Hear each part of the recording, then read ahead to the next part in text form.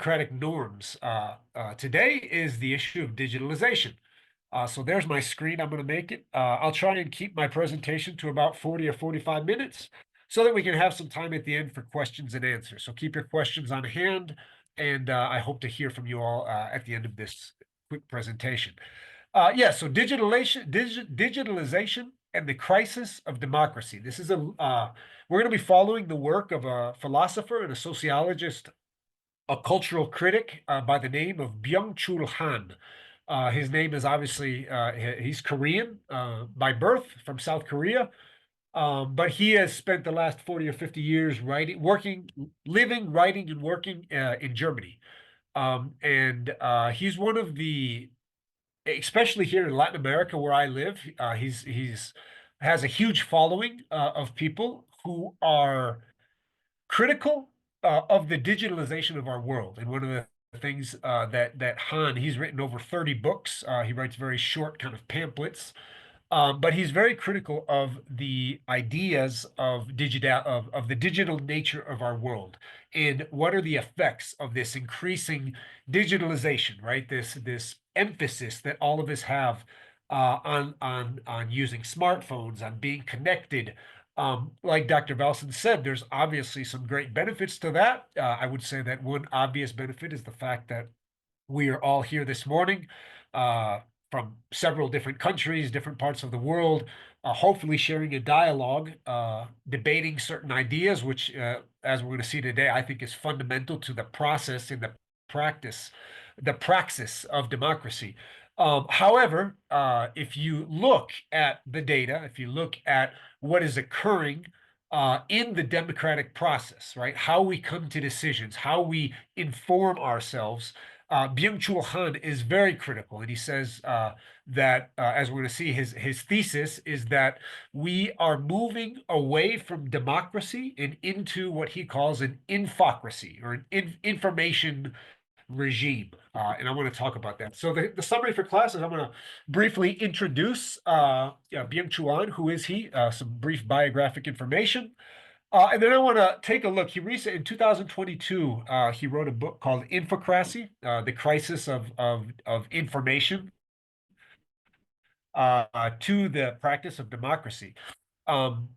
And so here in his book, he talks about how the information regime is kind of the one of the fundamental characteristics of modernity, of what we're living in this digital, globally connected, internet-dominated world of today. And he said that this is a new era in terms of political orientation, in terms of how society is organized, and it has replaced what's known as the disciplinary regime, right? This process of strong states or large corporations directly trying to control people. He said that has given way to what he's going to call the information regime. He talks a lot about the difference between 1984 and Brave New World. For those of you who are not into the literary world, 1984 and Brave New World were two kind of dystopic novels that were written. 1984 was written by George Orwell, and Brave New World was a novel written shortly after by Aldous Huxley. And both of these novels depict kind of this dystopian future for humanity. But both of them are very different in their imaginings of how dystopia is going to come about. And throughout his writings, Byung-Chul Han returns to kind of these visions. In 1984, as we're going to see, is this disciplinary regime of an authoritarian, strong government who is, actively surveilling, has surveillance and spying on the population and directly trying to control them, whereas Brave New World is the exact opposite. And then we're going to also talk about what is Byung-Chul Han's idea of infocracy, the loss of the discursive public sphere, which he thinks is fundamental. This space where people can come together to debate, to share their ideas, to listen to other people's ideas. This area of rationality, of discourse, of communication is fundamental for democracy on any and all level. And what Byung-Chul Han is saying is that with the digitalization of the world we're living in, we are extinguishing this extremely important space of public debate, right? And then lastly, I want to take a look in another book of Byung-Chul Han's. He talks about how algorithmic functions, the algorithms that dictate all of these artificial intelligence programs, that dictate what the information that we are exposed to through surfing the internet, through social media, etc., is a direct threat to democracy. So let's start real quick. Who is Byung-Chul Han? This is a picture of him. He's, like I said, a South Korean and German philosopher and sociologist. Also, one of the most stringent critics of cultural modernity, especially talking about digitalization, right? He most came to fame about a decade ago. He wrote a book called The Burnout Society, showing how people's drive to want to self-optimize has led to this phenomenon of burnout. Where you work yourself to death, you expose yourself to death, you communicate yourself to death. And he said that this is kind of this this desire to self-optimize oneself through the internet, through social media, is a very real cultural and societal phenomenon that is affecting people. His work, all of the 30 or 35 books that he have written, focus on the idea of transparency, right? Not transparency as in, a government showing how they spent last year's budget, but transparency as this idea that we have to get rid of all secrets, that we have to make ourselves known. If you look at, the world of social media, it's about publishing about yourself, about creating posts, and you see young people who are on the verge of insanity because they're constantly on their phone trying to find ways to self-optimize, to expose themselves to the world. So this idea of transparency is a cultural norm, Han says, that's created by neoliberal market forces. It's not something that just exists in society. It's obviously being driven by a desire for profit by the most powerful and economically viable corporations in our world today. He understands this insatiable drive toward voluntary disclosure and self-optimization as a complete surrender to the digital world. According to Han, the dictates of transparency at the same time of obviously that when people are constantly tied to their phones, tied to their social media channels and profiles, this obviously creates an enormous profit mechanism for certain companies, for certain powerful actors, but it also dictates the dictates of transparency enforce a totalitarian system of openness at the expense of other social values such as shame, secrecy, and trust.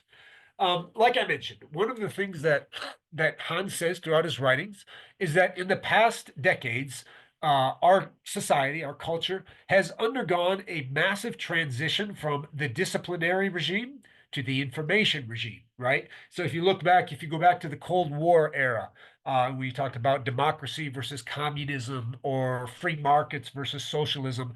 There's this idea that the left, politically speaking, the communist socialist tendencies were the large state apparatus that was actively trying to control and spy on people, and then people in the United States and in Western Europe say that the creep of you hear a lot about, they call about the dark state or the big state, but this idea of growing political power of the government, of states, and the ability to spy on people, to control them, to have this constant surveillance.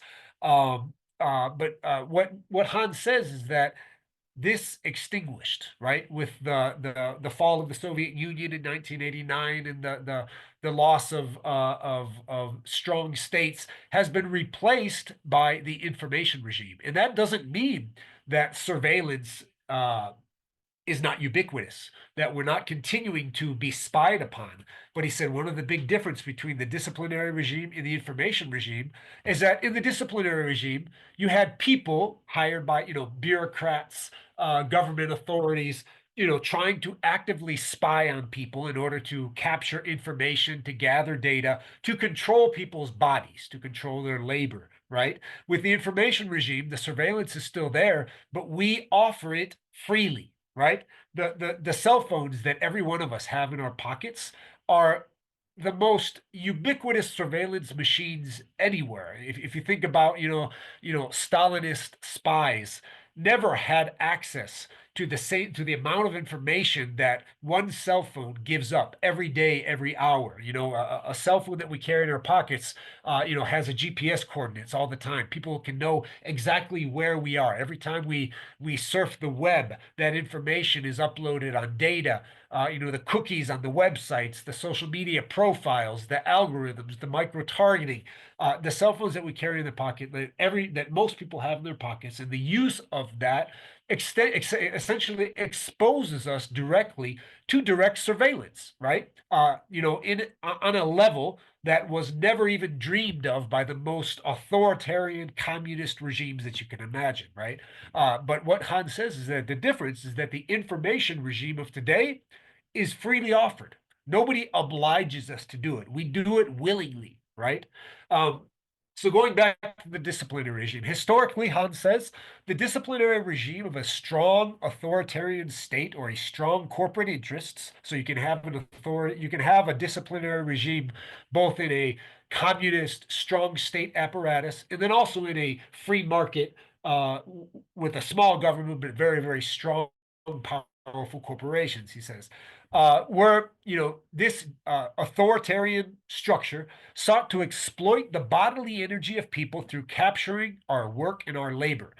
This type of disciplinary regime uses power, threats of physical force, and fear to create authoritarian structures that attempt to control and direct the bodily energies of society. This picture here of the right is kind of this ideal of what a disciplinary regime would be like. This is called a panopticon. It was theorized by lots of very, very powerful authoritarian structures for how to best organize a prison, right? The idea is you have every prisoner in a cell that is directly observable by a group apparatus right here. It's this idea of perfect control, perfect surveillance, perfect transparency into the lives of every person, right? If we go back to the 1984 novel by George Orwell, every person was obliged to have a TV in their living room, and they had to wake up, and the first thing they had to do when they woke up in the morning was turn on the TV, and the TV was essentially this apparatus where the state could directly look into the lives, into the homes, into the everyday activities of individual people. With the information regime, however, this is also a form of domination. I think it's important to mention that Han says that the information regime is not characterized by freedom, by autonomy. It is a way of controlling people, a way of domination in which information and its processing by algorithms and artificial intelligence have a decisive influence on social, economic, and political processes. Every time we surf the internet, we interact with our social media profiles. This is not happening by our own free will, by our own desires, by our own interests. Everything that we're being fed on the internet is directed by algorithms that are directed towards us by these very, very powerful corporate actors. That's important to mention, right? The information regime exploits data and information through capturing our attention and utilizing power through surveillance and a means of prediction.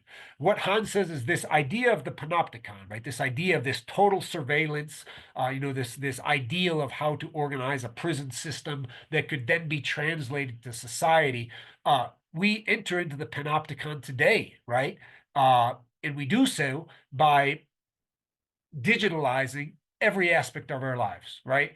Digitalizing our financial assets, our banking, our social media, our interactions with friendships, everything, all of our communication happens on this. And so almost every sphere of our lives, every aspect of society is infinitely visible, infinitely transparent. And what Han says is this is exactly what people theorized, right? This panopticon of complete surveillance, complete information, and we do so willingly, right, into this digital panopticon.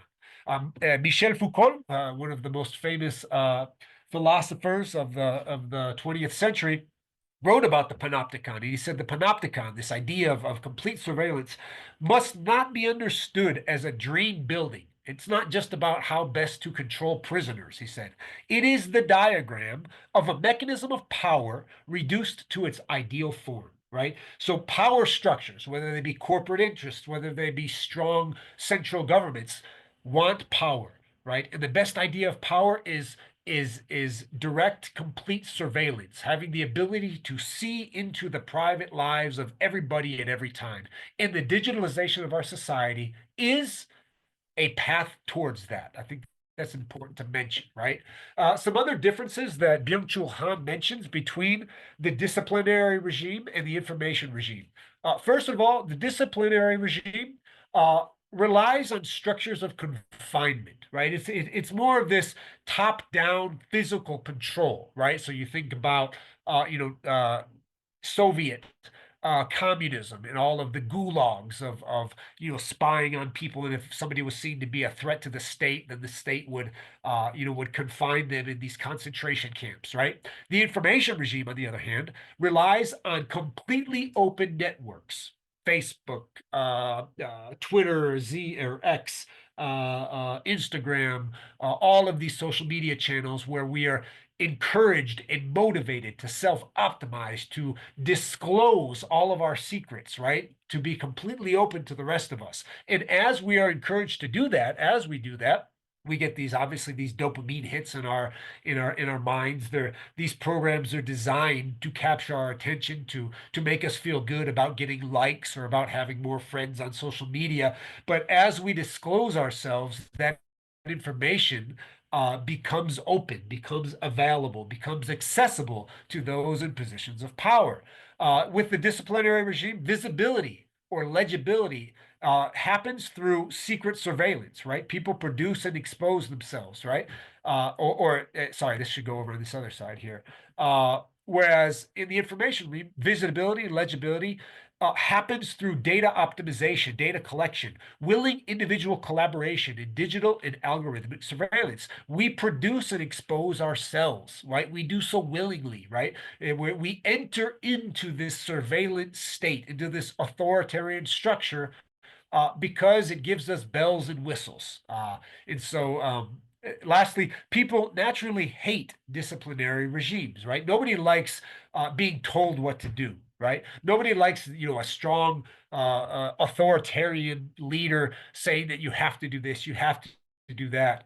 That's why Byung-Chul Han said this idea of Big Brother, of a strong state actively suppressing people's freedoms never could last very long. It was obvious that, Stalinist Russia was going to come to a fall. The Soviet Union was going to come to a fall because this goes against kind of this innate human desire for freedom and autonomy and liberty. But with the information regime, these structures of power have learned, right, from the disciplinary regime. They know that you can't control people through power. You can't control people through authoritarian measures, right? Rather, with the information regime, people voluntarily exploit themselves in information regimes because they convey motivation and the desire to always self-optimize. They come across as friendly, right? The idea, oh, I have more friends, I have more likes, more people are engaging with my content. The idea of convenience and ease, right? That I can shop online. I don't have to go to the store. All of the e-commerce platforms, all of this stuff makes life easier. It gives us, like I said, dopamine hits. It interacts with us on a neurological level. At the same time, it's creating massive amounts of data that become publicly available that can then be optimized and used by authoritarian power structures. Like I mentioned, Byung-Chul Han, throughout much of his writing, makes kind of this dichotomy between 1984, George Orwell's book, where he talked about the Big Brother, and Brave New World, Aldous Huxley. Here are two quotes directly from Byung-Chul Han, where he looks at the differences between these two kind of dystopic futures. He says that our society today is much more like Aldous Huxley's Brave New World than George Orwell's 1984. Because in Brave New World, people are controlled through pleasure and the administration of happiness rather than through fear and overt oppression as depicted in 1984, essentially arguing that modern society controls individuals, right, through the pursuit of pleasure and self-optimization instead of through direct force. He also says in another essay, George Orwell's novel 1984 has recently become a worldwide bestseller, right? This book was published back in the 1940s, I think. And I think in 2023, it hit the bestseller list around the world. Why is that? People sense that something is wrong in our digital comfort zone, right? I think that we know that people are spying us. We have this kind of this inner idea that all of this information that we willingly disclose, we hear about, surveillance capitalism, and how algorithms are directing us. And, a lot of people say, it's really strange. I was talking on the phone the other day and I mentioned to my mother that I was interested in buying this certain thing, right? And then an hour later, as I'm surfing the internet, all of a sudden, boom, I'm bombarded by an ad directly for that thing, right? There's all these coincidences of how people are, of how the information that we disclose is being utilized by companies, by corporations, by governments, by powerful actors in our world, right? Um, but Hans says our society is much more like Aldous Huxley's Brave New World. In 1984, people are controlled by the threat of harm, right? The direct threat of physical harm. In Brave New World, however, they are controlled by administering pleasure. In that book, the state, the strong, powerful state, distributes a drug called soma to make everyone feel happy. That is our future, Hans says, right? Instead of giving out a pill that everybody takes to feel pleasurable, Hans says that the social media likes, the addiction to the internet, the addiction to the digital world in which we live is this pleasure-seeking drug that we're administered. Um, in his book, Infocracy, The Loss of the Discursive Public Sphere, Han argues that democracy has been supplanted by infocracy. And he says that infocracy is the new form of rule characteristic of contemporary information capitalism, right? So we've moved into this new sphere, this new way of conducting our public lives. Democracy has degenerated into infocracy, I don't know how you want to say it, because of the loss of what he calls the discursive public sphere, this place where people could come together to debate, to share ideas, to have discussions where there are arguments, where people have differing viewpoints, but where they can come together and discuss these differences, right? Han says that in book-based culture, public discourse was characterized by coherent, orderly arrangement of facts and ideas. When people were literate, right? When they thought and they talked and they read books and they read pamphlets, people engaged with ideas. And Han gives this really interesting, for me, this really fascinating historical fact that in 1858 in the United States, that was right before the Civil War started, and there was this really important election between Abraham Lincoln and Stephen Douglas. And they were talking about the issues of slavery in the United States, right? The slavery of African Americans. They were talking about the idea of the North and the industrial kind of development versus the agrarian development of the South. And Abraham and Lincoln and Stephen Douglas, the two prime candidates during this presidential election, traveled around the country together. And everywhere they went, they had these public debates on these issues. And the public debates lasted 7 hours. First, Abraham Lincoln was given 3 hours to discuss his positions. Then Stephen Douglas was given 3 hours, to discuss. And then there was an hour of debate between them over these ideas. And to think that the public, that people came out and were able to sit still and listen to 7 hours of debate. And this is where, Abraham Lincoln and Stephen Douglas, discussed philosophy. They talked about literature. They talked about theories of governance. These were intense intellectual debates that people heard and listened, right? to think that today people are going to be able to listen to 7 hours of debate, that's gone. That ability is has become extinguished, right?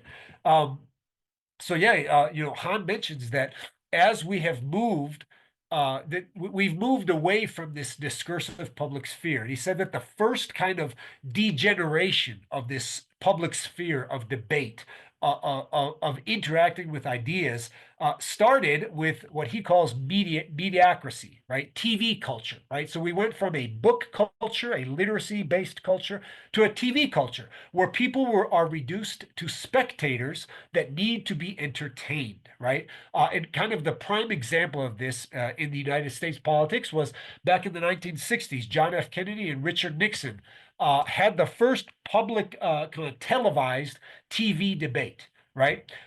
And one of the things that was obvious was that Kennedy won the debate and ended up winning the presidency, and Richard Nixon lost because Kennedy was this youthful, he was good looking, he had a really good voice. He came across as this likable guy. Whereas Richard Nixon was he had a hoarse voice. He was kind of ugly. He was always kind of covering his mouth. Um, so it wasn't, in a TV culture, in this mediocrity in which kind of supplanted the book-based public debates, people cared less about what was said, right? The content of the debate was less important than the entertainment value, right? So Han says that with this TV culture, with this mediocrity, they draw the eyes and ears of the public under the spell and deprive it of the opportunity to say something and to disagree. Politics submits to mass media. What counts in televised debates is not the quality of the argument, but the performance. And so when we go from content to performance, democracy obviously begins to degenerate, right? And what Han then says is that with this new area of infocracy, sorry, let me make this big again. I accidentally with um the first kind of level of degeneration of the public what he calls the discursive public sphere, this sphere where we come together and debate different ideas, different political philosophies, different things that are important to all of us as shared people. The first thing that we lost was public debates, where TV culture created this need to be entertained, right? So instead of engaging with content, we engage with entertainment. Politicians, instead of trying to really put forward an idea, they put forward entertainment, right? But Hunt says that today, in the last 5 or 10 years, this mediocrity, this entertainment value, has been even further degenerated into infocracy, right? So with the arrival of the smartphone, of internet, of social media, of Facebook and Twitter and X and Instagram and all of these different channels, uh, with social media, with algorithmic manipulation, the area of mediocrity has passed into the age of infocracy. We are no longer passive consumers of entertainment. Rather, everybody with the cell phone has become active transmitters, constantly producing and consuming information, right?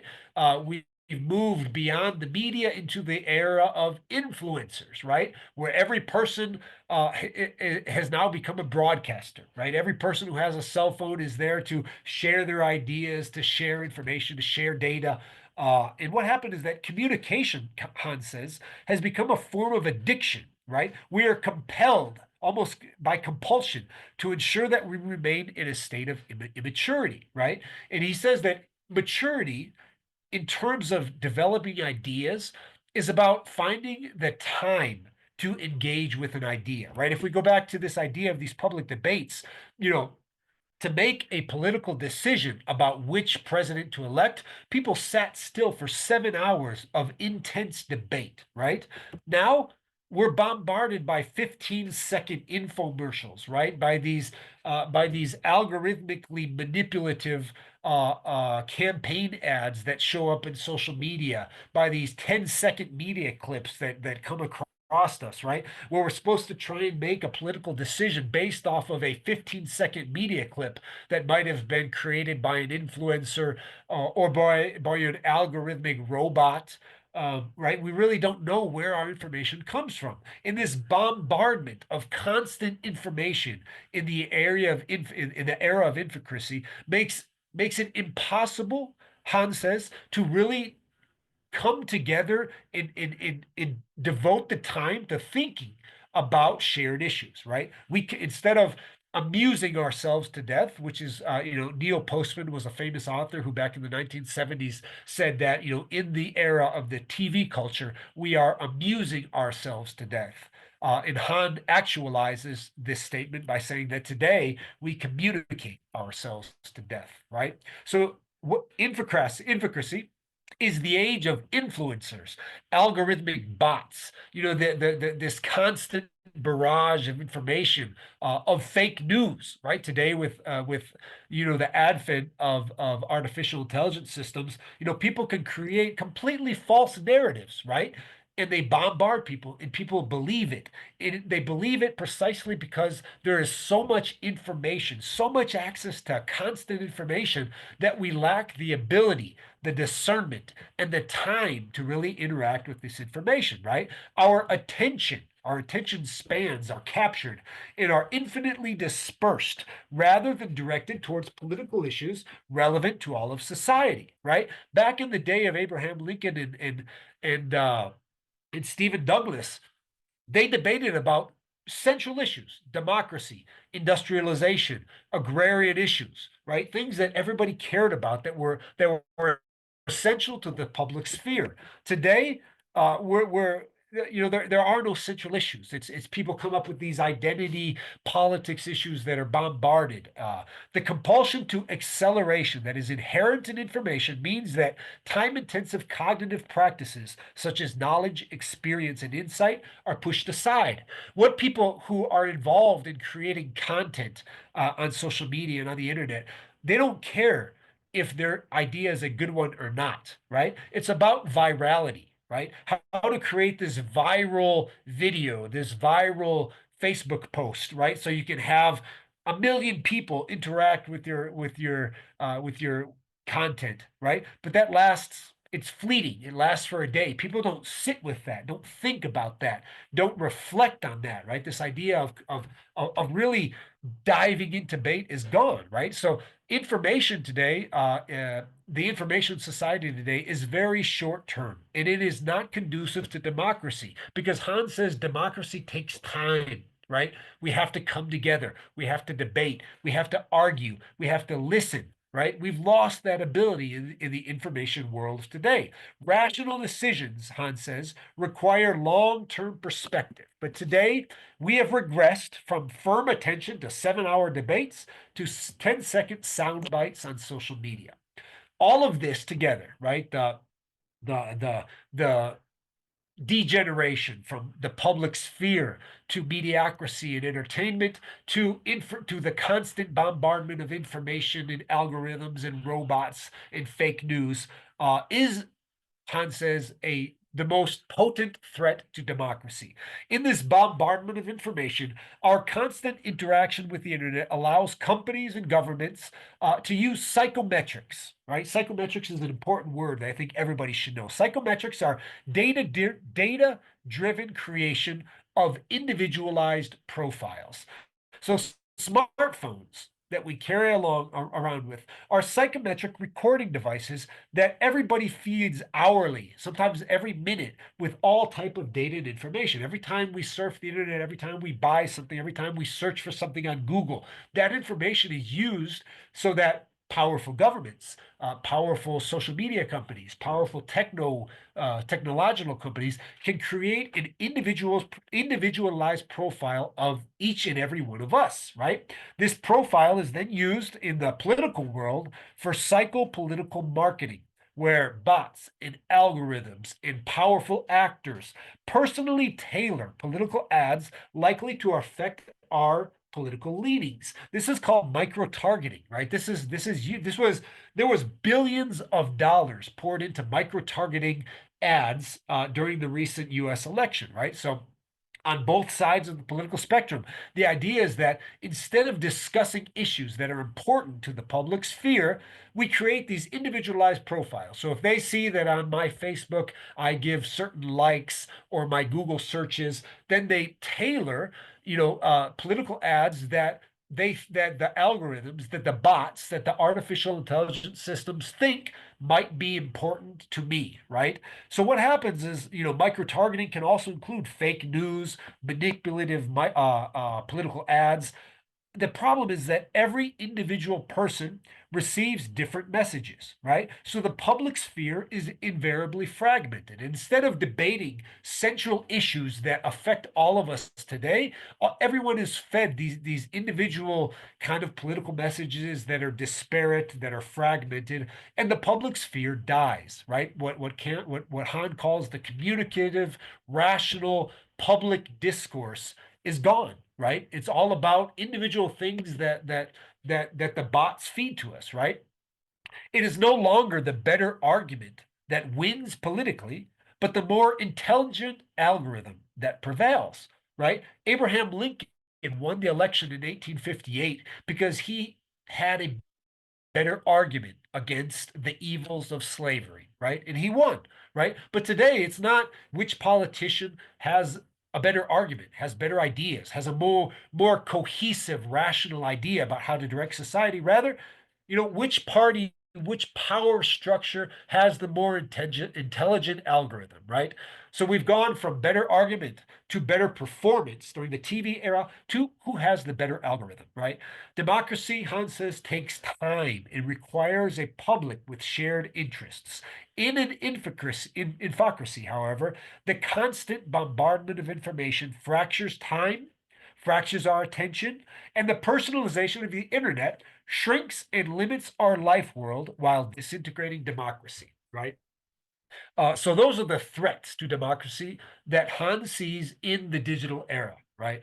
And lastly, I want to end with this. For me, this seems like a threat, right? This seems like a very, very direct threat. I like debating ideas. That's why I like giving classes at AIU, because I like to hear your all's perspectives. I like to debate. I like to be questioned, right? But from the perspectives of dataists, people who believe strongly in the power of technology, the power of predictive algorithms, the power of artificial intelligence systems, the dataist believes that data mining, big data, artificial intelligence can find solutions to the problems and conflicts of a society that is understood as a predictable social system. From the perspective of like data mining specialists, a society is nothing more than a predictable social system. These solutions are seen as beneficial to all members of society who, because of their limited information processing abilities, would not be able to find solution themselves. Essentially, the computer, the data, the AI are better at making decisions about what's good for society better than we as humans are, right? Democracy is messy. It takes time. People are fallible. Whereas from the data's perspective, big data doesn't fail, right? So big data and AI are considered to be more rational than human beings. Digital rationality is considered far superior to the discursive public sphere, where we come together and debate and fight and have contradicting opinions, right? Political action by humans thus becomes superfluous and unnecessary. Politicians will be replaced by experts, computer scientists, and AI systems who administer society based on the massive collection and interpretation of digital data. I think that this is kind of the direction, the political direction of kind of this class of Silicon Valley technological entrepreneurs. Elon Musk has been given an enormous amount of power through a newly created kind of government sphere to try to reduce political participation, right? To try to give more power to people who can interpret data, right? And this is a vision. This is a political vision, right? That people are not good at processing data. AI and computers are good at processing data. So let's get rid of democracy and allow the computers, allow AI to do our thinking for us, right? Um, that might be a good idea. It might not be a good idea, but I think it's very important to understand that that is a political option on the table. It is a movement that has begun, and I think it's very important for us to understand that, to not belittle this, right? The